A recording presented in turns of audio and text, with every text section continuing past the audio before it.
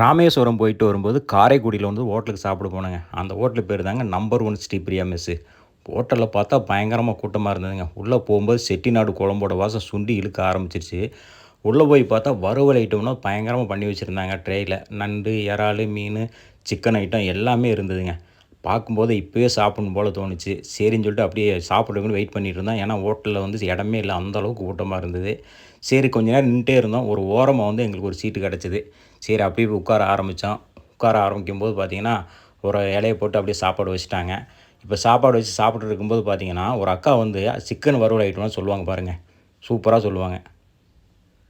Chicken, mutton, மீன், நண்டு, இறால், தலக்கறி, ஈரல், காடை, செட்டிநாடு சிக்கன், மிளகு சிக்கன், முயல், கனவா, மட்டன் சுக்கா.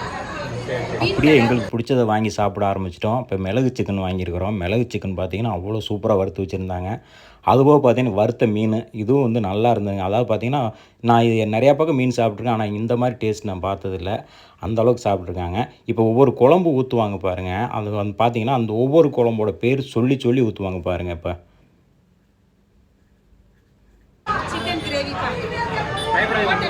உங்க பக்கம் தெரியாது. நான் ட்ரை பண்ணிடுறேன். பரவாயில்ல, அதனால என்ன பிரச்சனை இல்லை. ரசம்.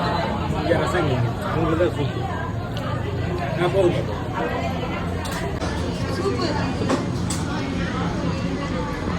செம்ம டேஸ்ட்டாக இருந்ததுங்க. அப்படியே சாப்பிட்டு கிளம்பிட்டோம். இங்கே வந்து கார் பார்க்கிங் வசதி இதெல்லாம் இருக்குதுங்க. இங்கே வந்து சாப்பிட்டீங்கன்னா, அந்த அளவுக்கு அருமையா இருக்கும். வந்து சாப்பிட்டு பாருங்க ஒரு முறையாவது. நீங்க மறக்கவே முடியாதுங்க காரைக்குடிய.